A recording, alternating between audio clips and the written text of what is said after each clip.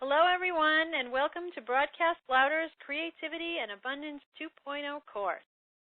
I'm excited for the second season and so happy you have joined us here for the second free webinar. For those of you new to Broadcast Louder, I'm Susan Newman, brand identity designer, web, marketing, SEO, and social media strategist. The Broadcast Louder mission is to bring together creatives, small business owners, and entrepreneurs from all industries, give them a voice, allow them to share their wisdom and experiences, and learn from each other, to build a network of professionals that will educate and allow them to reach their business and creative goals. I'd like to introduce my special guest for today, Louis Tanguay, Managing Director of Circle Marketing. Circle Marketing provides businesses and brands with the expert marketing strategies and solutions which will help them increase their business from 5 to 25% on average.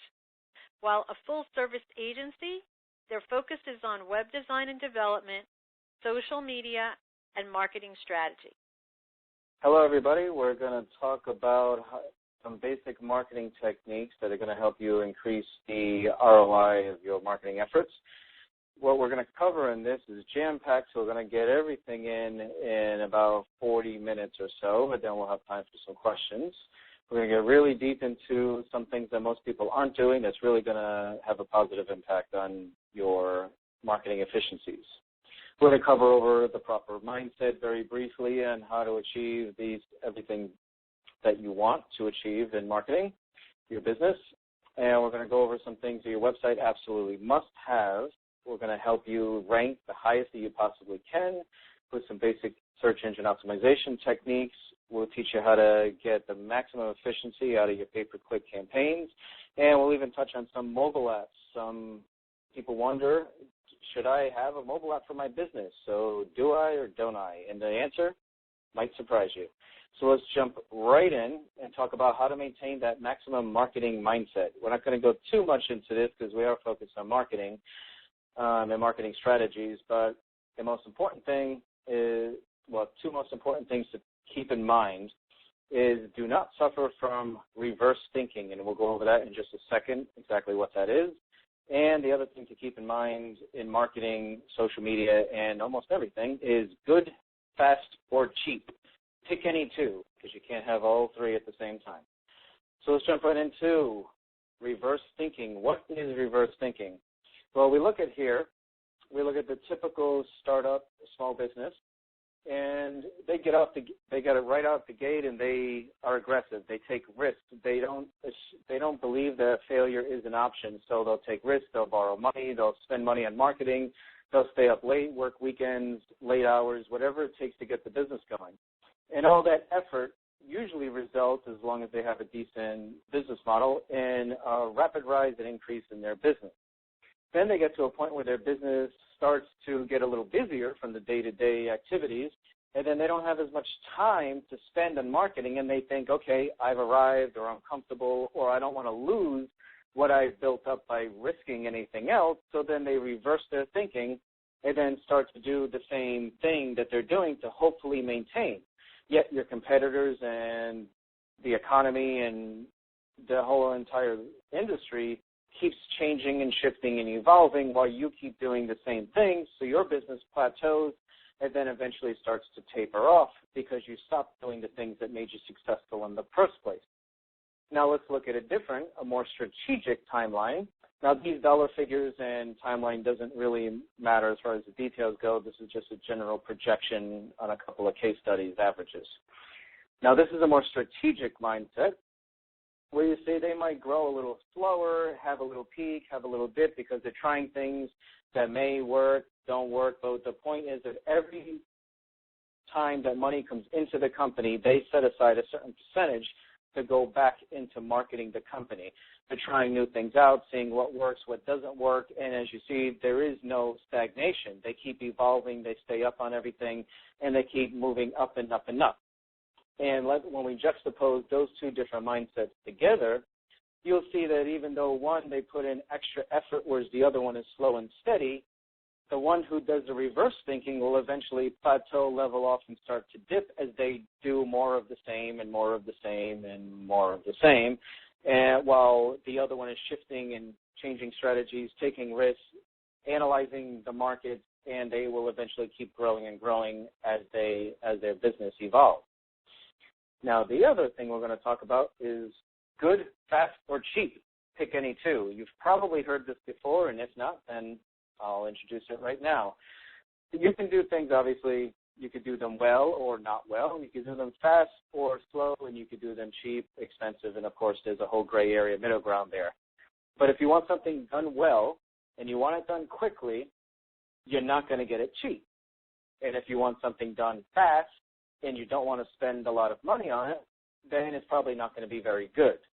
And likewise, if you don't want to spend any money or can't spend any money because you just don't have the available finances to make a big push, but you still want good quality, then just don't expect fast results.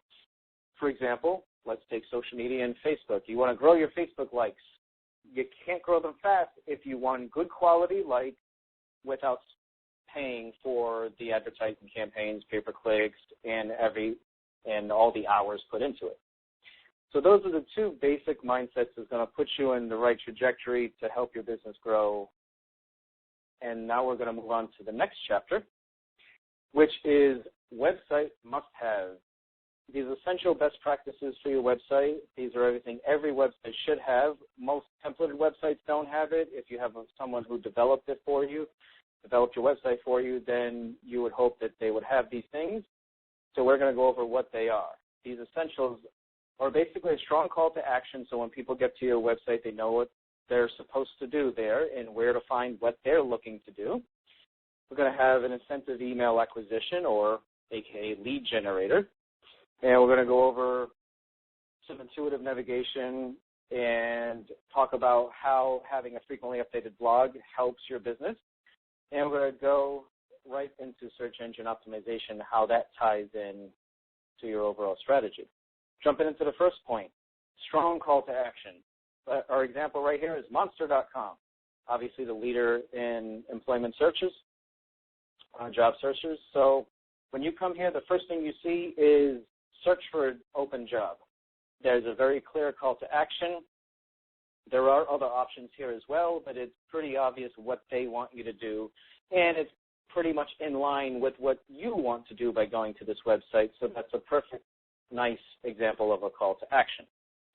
In incentivized email acquisition, aka lead generator, you see Tony Robbins, a personal development coach.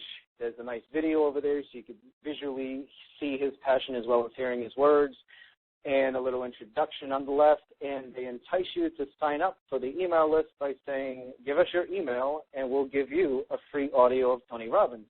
So if you are into Tony Robbins and self-help, then you would definitely be enticed to give your email in exchange for that valuable audio.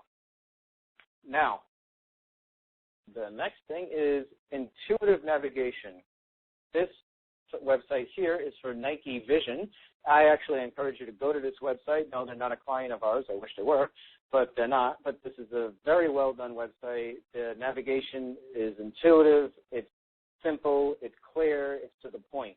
When you have a navigation that tries to get too cute or too obscure, like either they make it so it has to expand or it has bizarre sayings that you don't know what that is until you click it to find out, that's not very intuitive. So even if it seems like your navigation could be boring and you want to really brand your navigation, navigation is not really the place, in my opinion, to really let your brand shine. Navigation is more functional, in my opinion. And this way, when people get to your website, they will get to where they want to go and where you want them to go as quickly and efficiently as possible. Let your brand show on all the other areas of your website. Next, a frequently updated blog is a must. Why? Because when we look at these statistics, the more you blog, the more chances are that you're going to get a customer from money you don't spend that just comes in organically through search traffic. They call this inbound marketing, thanks to our friends at HubSpot for this nice slide that they let us use.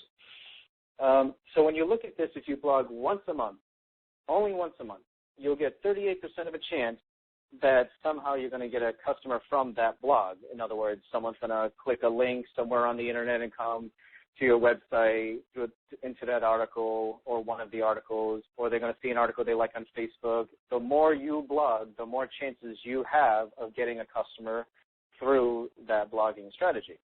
Now, you see, when you just blog once a week even, which is pretty easy, wake up Sunday morning, write a blog, post it, and you shoot up 20% extra chance. You're actually better than a coin flip's chance to get a customer through your blogging strategy. Obviously, if you blog multiple times a day, they say 100. I think nothing's 100%, so we'll just modify that to say 99%. But you can see the more you blog, the more you're out there, and when we get into search engine optimization, you'll see that having a great and extensive blogging strategy really helps your SEO. Speaking of SEO, let's not just talk about it in one slide. Let's get a whole chapter on it.